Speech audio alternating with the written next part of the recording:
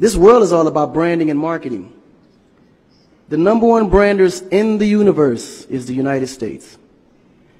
They made United States seem like it's the best place in the world to be. It's the land of the free, home of the brave. I go there to find and chase my dreams. We have to be able to tell our own stories.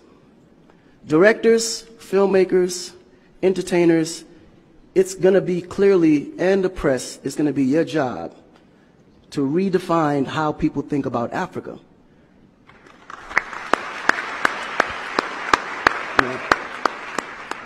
Because you're here, you see what's going on. You clearly can see in a vivid picture the good, the bad, and the ugly. What you choose to put out there is what the world is going to get. Because I can tell you right now, in Chicago alone, there's more people dying in Chicago than there was in the war in Iraq. But you would never see that. There's a lot of things that's happening in the U.S. that you would never see because they choose to show you what they want you to see for...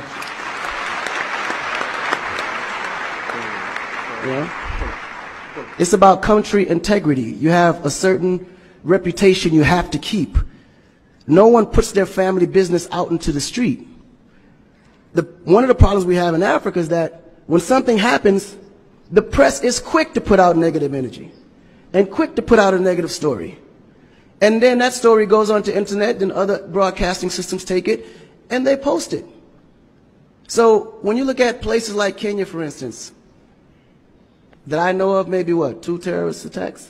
But it was everywhere. So now people was afraid to go to Kenya because somebody shot up the mall. But then when you look online, there was over 25,000 attacks in the U.S., but you only knew about maybe 5 or 6. So we have to really rebrand. And then when you look at how the world perceives Africa, they're right. You know, you see zebras, lions, tigers, bears. Oh my. You get to the point where you think Africa's just a big jungle. The images that they're showing of Africa is historical images. This is way before civilization. This is when they were still, you know, battling with spears, like times of Shaka Zulu. No, I'm serious.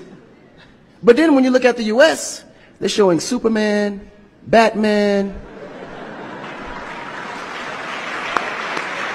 you know?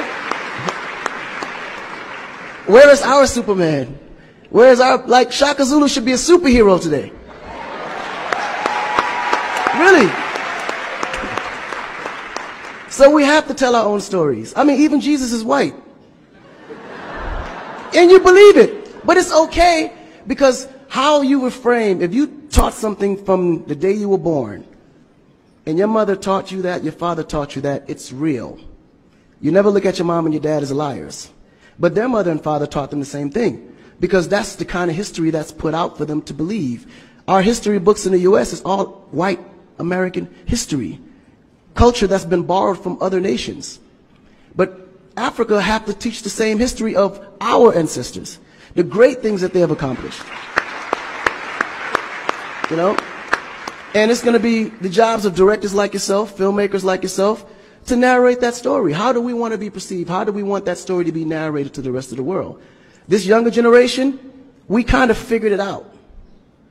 Because now, when you look at hip-hop in America, every rapper is rich.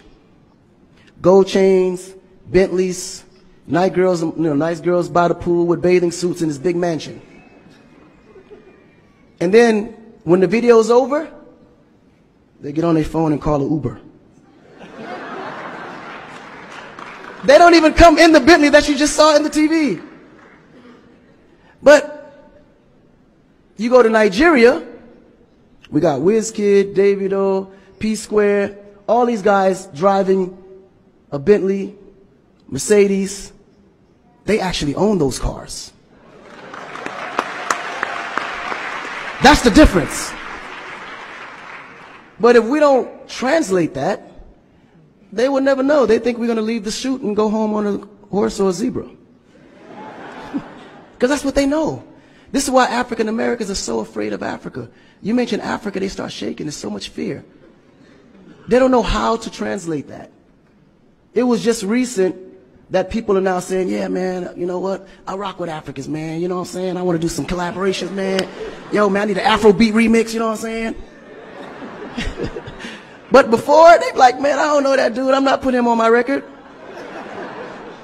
So the younger generation is slowly understanding how you have to rebrand the culture, because the culture has adapted. They've actually took everything that we've created and made it look better. They made a superstar look like a superstar. When I look on TV and I see our biggest entertainers, they don't look like stars. That's why you can't really respect the entertainer. If a politician saw a singer, he'd just be like, oh, he's just a local singer. But if he go to that local singer's performance, he may sell out the stadium because he has a huge influence, but the image is not there. So we have to take the image as a huge accountability for ourselves and realize that Africa really does have a reputation. But if we allow our stories to be told, our stories will be told according to their agenda on what they need to be able to benefit from Africa. So we have to tell our story so we can be able to understand how we can utilize that story to benefit for our agenda. You know? So in closing, this job is for the entertainers, the filmmakers, the reporters, and anyone that creates content.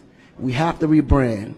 And we have to rebrand it in the way that we see it and tell the story to where they can understand it, feel comfortable, and want to come here and invest.